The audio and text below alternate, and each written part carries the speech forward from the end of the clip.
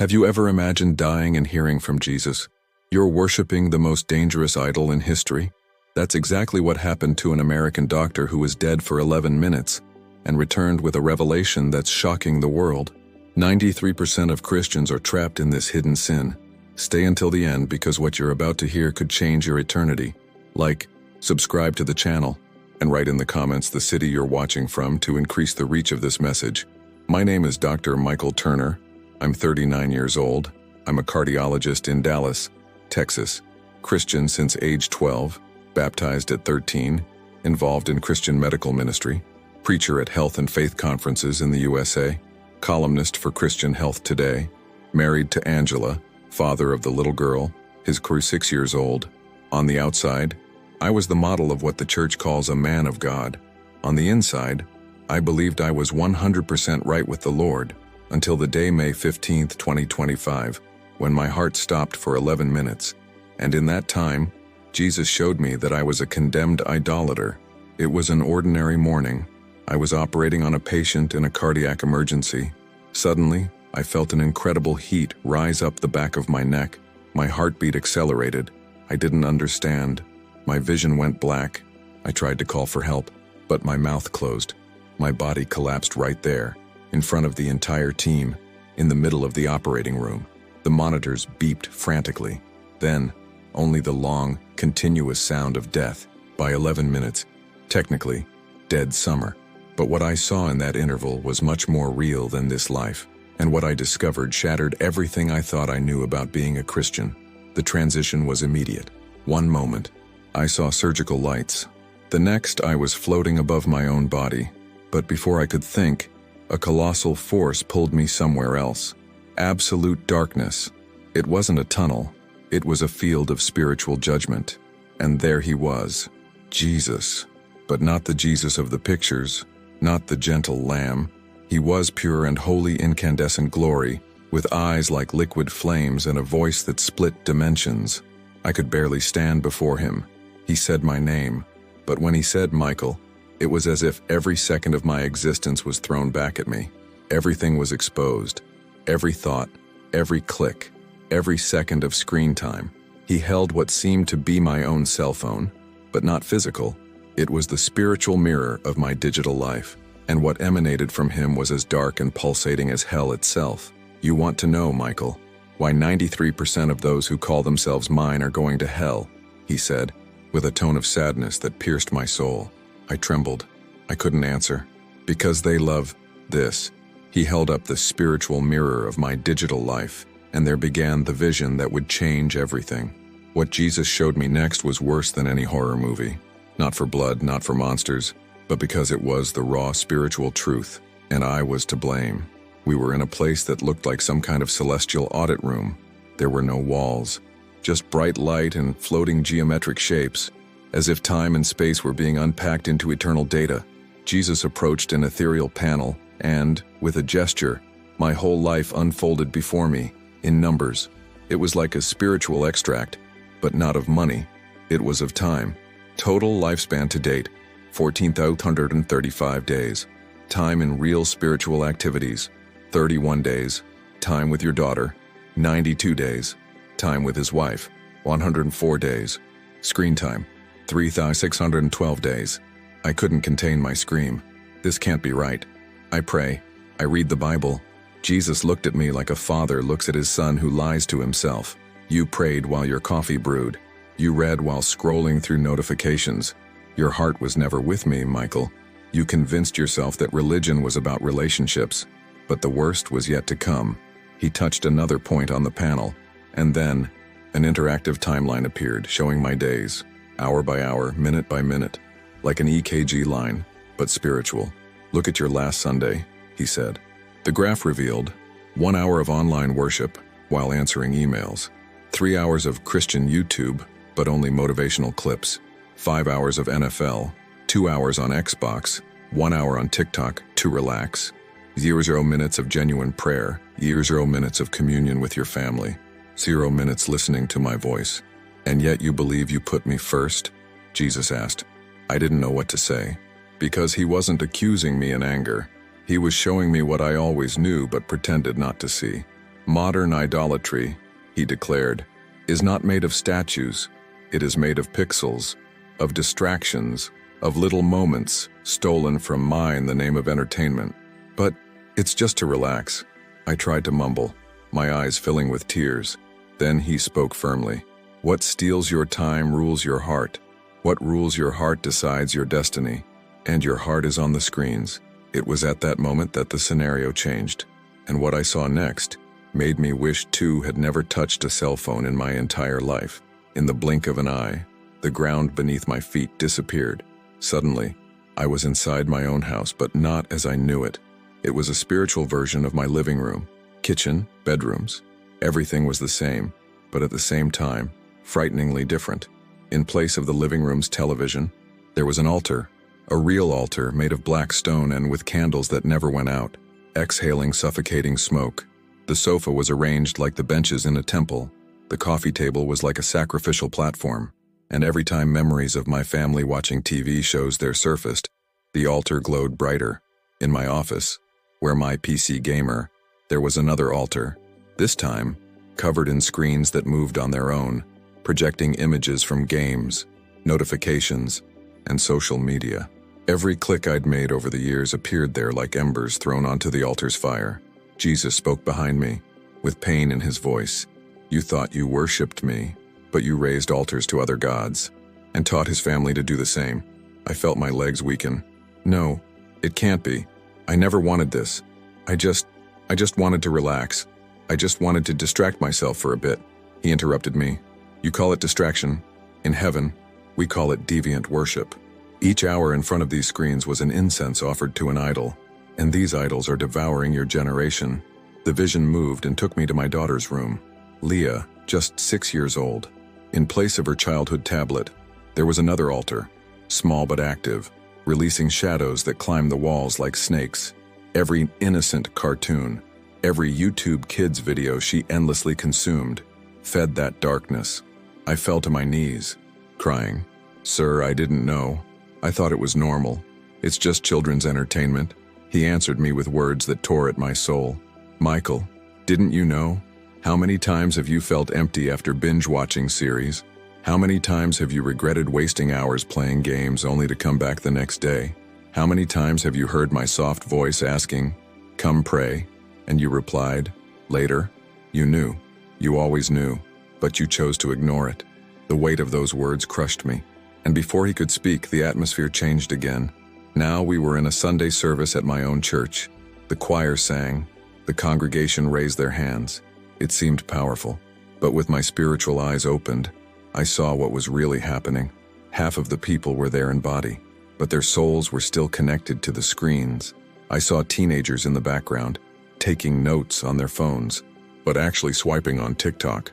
I saw men in suits, seemingly focused, but their minds were on the outcome of the NFL game. Even a worship leader, while singing about giving it all to Jesus, was planning his next series marathon. And Jesus said with tears shining in his eyes, "They sing that I am the center, but the real center is its screens." My heart broke, and what he showed me next was even more terrifying. Suddenly, everything went dark. Heat enveloped me first, not like physical fire, but like a heat that penetrated the soul. Then came the sounds, endless screams, piercing wails, endless cries of despair. I stood on a spiritual platform, looking down. What I saw made me tremble from head to toe. Hell. But it wasn't what I imagined. It wasn't just fiery caves or grotesque monsters. It was much worse. It was a theme park of condemnation, where each person was tormented for the same things they loved in life. Jesus pointed to a young man. I recognized him immediately. He had been a drummer for my church's youth team. Now, he was trapped in a shooting game, but the game was playing with him. Every time he was killed in the game, he felt the real pain. He died and was reborn, eternally, without ever being able to turn it off. Beside him, a woman was trapped in an endless Instagram feed. She scrolled endlessly, but her hands were glued to the device. Each photo was an accusation, the envy she felt, the comparison that consumed her, the vanity she cultivated. She cried, but she couldn't stop. Further ahead, I saw a man with giant headphones. I recognized his face too. He was a deacon, Now I was condemned to listen, forever, the songs and podcasts that occupied more of his time than God's word. Each beat was like a hammer blow to his mind. He cried out, "But I went to church. I was faithful in tithing." And a demonic voice responded, "Yes, but you gave me 18,000 hours of your life to music and only 120 hours to God. I am your true God." I fell to my knees, terrified. "Sir, this can't be real. Is all this just for entertainment?" Jesus looked at me with eyes of fire, but full of pain. "It's not just entertainment, Michael, it's worship." They gave their time, mind and heart to digital idols, and now they receive the eternity they chose. I looked again and saw a statistic floating above each convict. These were the numbers of hours spent: 52,000 hours of series, 18,000 hours of gameplay, 23,000 hours on social media, 36 hours in true prayer. These numbers became chains that bound them forever.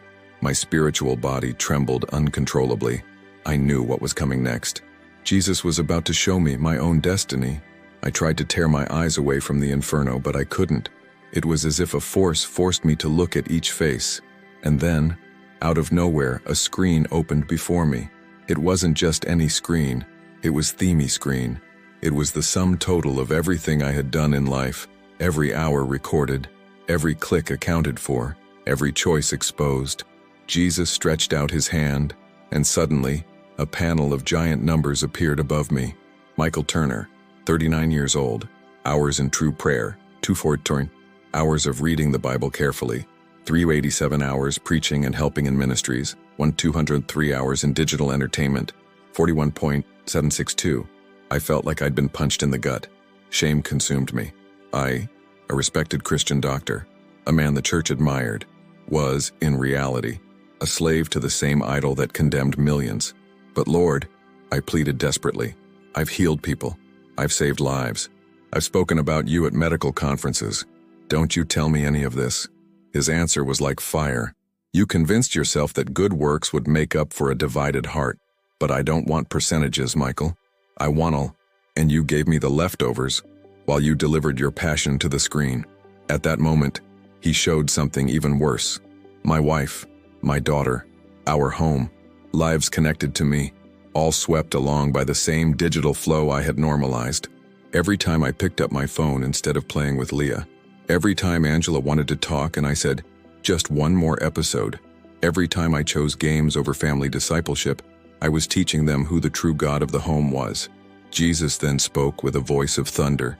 You think you led your household in me, but you led your family to the brink of digital hell. The inheritance he left his daughter was not faith, it was vice. I felt the ground disappear. I fell into a suffocating darkness, as if being sucked in. It was the beginning of my sentence. For a second, I thought I would be cast into the same fate as those I saw. I cried out, Lord, please, not yet, give me one more chance. And then, mid-fall, a hand grabbed my shoulder. It was him, Jesus. His voice was firm, but compassionate. It's not the end yet, but if he had actually died during this surgery, his fate would already be sealed. Go back and tell everyone. The most innocent sin is the one that is filling hell the most right now. Suddenly, I felt a force pulling me back. The screams of the damned grew distant. The heat was replaced by a metallic cold. And the next thing I heard was the insistent beeping of a heart monitor. My heart had returned. After 11 minutes dead, the impact of the return was brutal. It was as if every cell in my body was burning at once. The shrill sound of the heart monitor tore at my ears, mixed with agitated voices. He's back. We have a pulse. Impossible. 11 minutes without oxygen. Get your adrenaline pumping. My vision slowly opened. The cold lights of the operating room blinded me. Air rushed into my lungs like liquid fire. I wanted to speak, but the tube in my throat only allowed me to sob in despair. And I cried. I didn't cry out of pain. I didn't cry out of relief. I cried because I knew that if I had remained dead, I would have been lost. The doctors around me celebrated as if it were a medical miracle, but I knew there was no scientific explanation. It was mercy, only mercy. 3 days later, still in the ICU, I was able to speak. Angela came into the room with our daughter, Leah, in her arms. They both smiled with relief, but my first words weren't what they expected. Throw away the TV, turn off the Wi-Fi. Break the tablets. Now. Angela froze. Michael, calm down, you're still weak. No, you don't understand. I saw it. I was dead. Jesus showed me. Our cell phones are altars of hell. We're teaching our daughter to love pixels more than God. My wife began to cry. Frightened, the nurse called a doctor, thinking I was delirious, but I knew I was more lucid than ever. For the next few days, I refused all screens.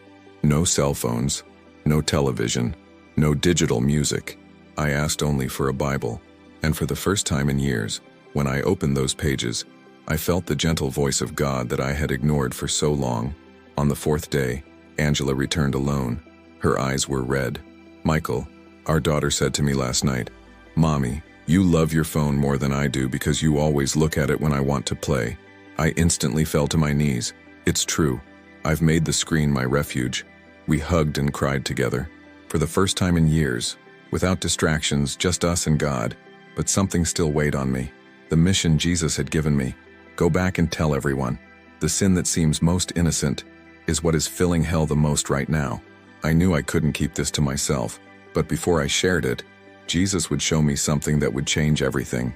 A revelation not just about me, but about the fate of the entire church. In the early morning hours of the 5th day of my hospitalization, I woke up suddenly.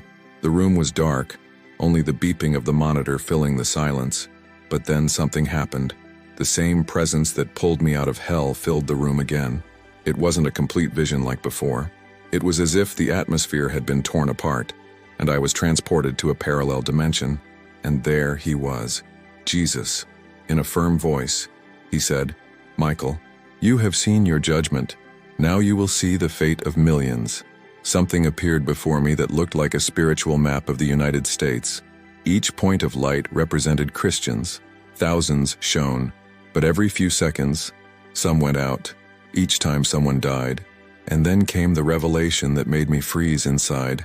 Every hour, about 200 Christians die all over the world. More than 800 descend into hell. And the number one sin that binds them is not adultery. It is not murder. It is not theft. It's digital idolatry. It's exchanging my presence for screens. The words echoed like thunder. I saw the statistics before me. Christians who spend more time on social media than in prayer, 92%. Christians who spend more hours a week on entertainment than on the Word, 93%. Average actual prayer time per day, 3 minutes. Average screen time per day, 7 hours and 48 minutes. Jesus looked at me with flaming eyes. "You call this modern life. I call it collective spiritual suicide. You are killing faith with your own fingers." The scene changed and I saw different American houses. A father watching football while his wife planned to divorce him without the courage to tell him. A mother binge-watched TV shows while her teenage daughter cried silently in the bathroom, cutting her wrists. An entire family at the dinner table, everyone on their cell phones, while the elderly grandmother, sitting next to them, died of loneliness. "You are connected to the whole world," Jesus said, "but disconnected from me and from each other. You live together, but you die apart." Then he showed me a youth cult in an American megachurch. The praise was intense, lights, sound, clapping. But with spiritual eyes, I saw that 90% of the souls there were imprisoned by digital chains. Each chain came from a cell phone in their pocket. Distraction demons laughed as the young people raised their hands, but their minds were on games, on social media, on the videos they planned to watch after the service. "This is the greatest revival in the history of hell," Jesus declared. "An entire generation imprisoned by their own hands." And then he said something that completely broke me. If nothing changes in 30 years, true Christianity will be just a small remnant in America, not by external persecution, but for internal digital suicide. My heart was racing. I knew. This was the message I had to shout to the world, even if no one believed it. The vision that came next was the one that broke me the most. It wasn't a static image.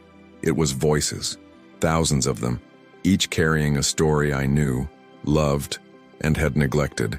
They came like echoes trapped in a net, begging to be heard, and I could hear them, each one, as if I were glued to each person's soul.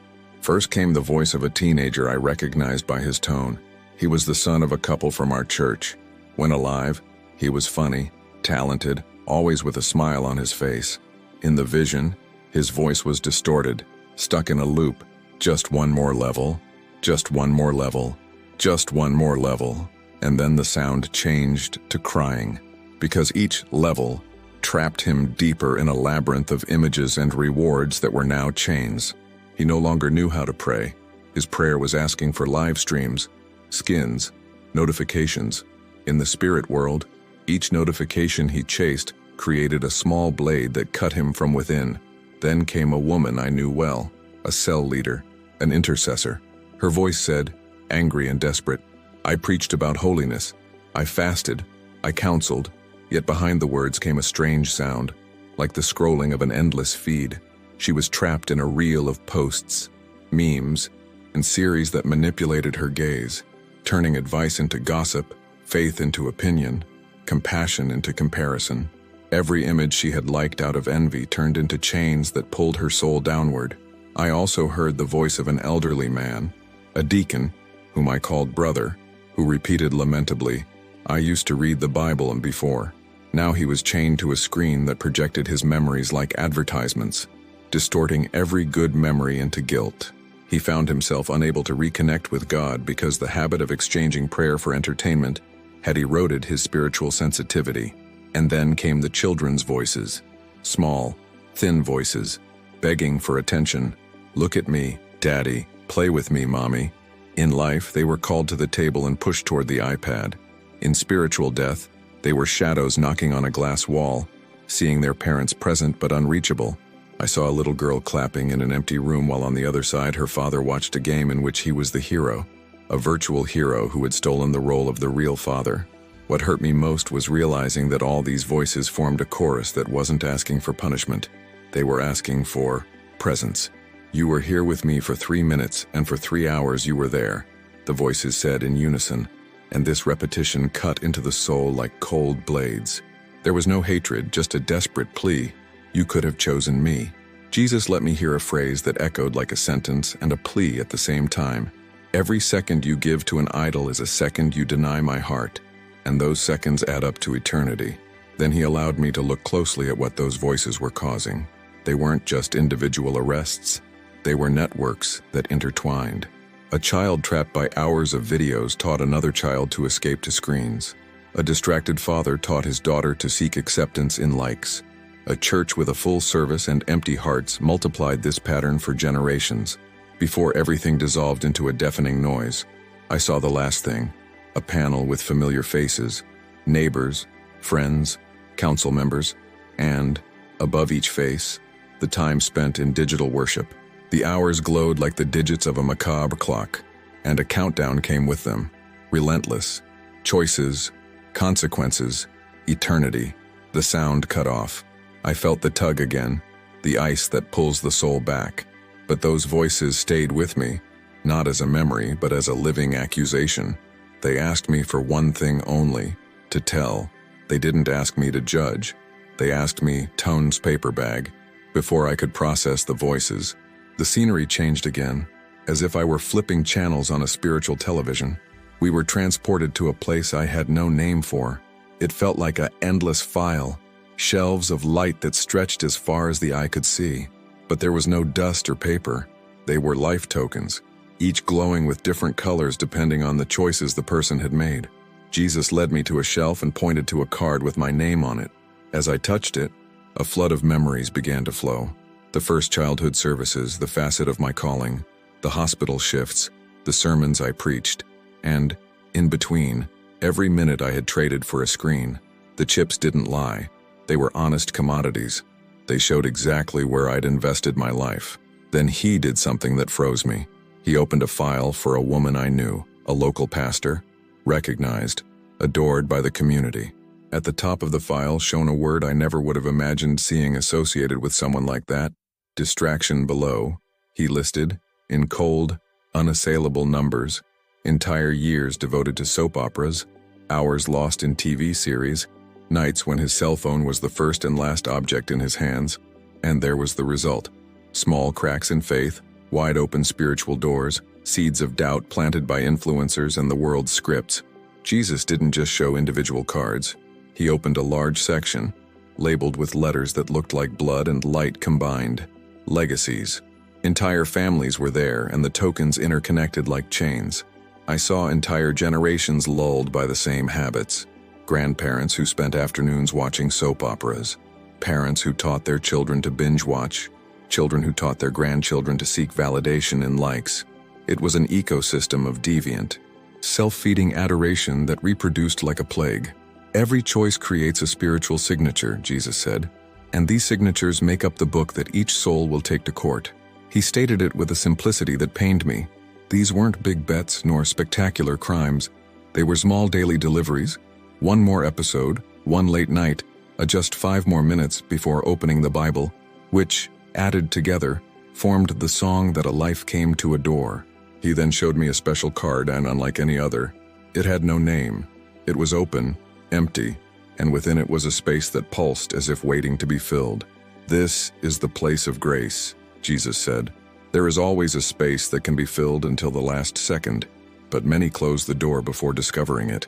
What broke me was seeing how many cards, of their own free will, had refused to let that space be filled.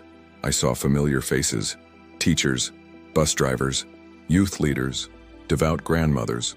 In life, they had received subtle warnings, anxiety, tears in prayer, conversations cut short by notifications, but they chose to ignore them. On their cards, the space for grace was there, but blank. Then Jesus showed me the relentless logic that governed it all. What you feed frequently, you make authority. If you feed likes, digital stars become your judges. If you feed series, characters take the place of teachers. If you feed silence with noise, the spirit loses ground to artificial voices. In a final instant in that infinite archive, he projected before me a giant screen, not to embarrass me further, but to teach me a simple, deadly truth. Every second you give to an idol reduces the space left for me. And what terrified me most was realizing that this reduction wasn't linear. It was exponential. An hour a day turns into years, into decades. Episodes a night turn into half a lifetime. Before I could absorb it all, I felt the usual tug. The archive began to fade, the shelves of light drawn back like curtains. Jesus held my hand for a moment and said, his voice so close I felt the heat of tears, "Take this back, not to condemn, to wake up." The void began to close in around me, and I knew that time in that eternity was ending. But a question still burned within me, crying out for an answer. As the archive of light disintegrated around me, a question burned inside me like fire in my bones. "Lord, how can we warn a generation that doesn't want to listen?" Jesus stopped. His eyes were oceans of fire and tenderness at the same time. "Michael, you can't convince them, but you can let them know. Many will scoff. Many will call it an exaggeration, but some will listen, and those few will awaken others. This is how a flame spreads." Then he showed me something devastating. It was my own daughter, Leah, now an adult in a possible future. She was 19, sitting alone in a room lit only by the blue light of a laptop. Her eyes were empty. In her search history, addictions, pornography, hopelessness. In her heart, depression, and on her lips, a sentence that cut me to the core. "My father gave me canvases, but he didn't give me time." I shouted, "Sir, no, don't let this happen. I'll do anything." He placed his hand on my shoulder, and his voice came like thunder and a whisper at the same time.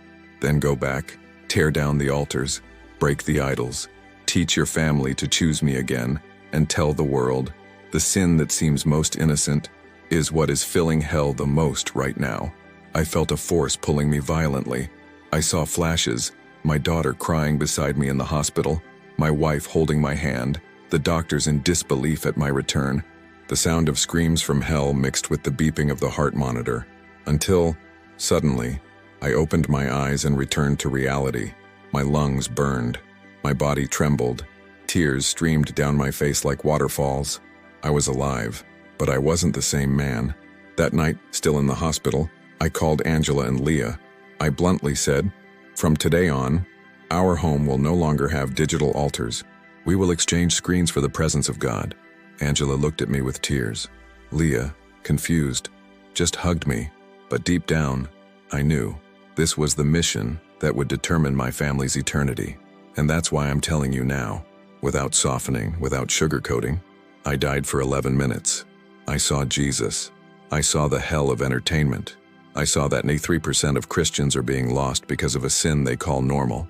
And I need to ask you, as you read or listen, what's in your hands right now? A cell phone, a screen, a distraction? That object you call innocent entertainment could be the chain that will bind you forever. You still breathe. There is still time. But every click is a choice. Every episode is an altar. And every second stolen from God is a sentence in the making. I, Michael Turner, Dallas physician, have been dead and have returned to warn. The next scroll may be the last. God or screens, heaven or hell, you decide. Now, if you enjoyed this beautiful spiritual testimony, please leave a like, comment, share your impressions, subscribe to the channel, and don't forget to turn on the notification bell to watch each new video and help us spread this message to a greater number of people. Until next time.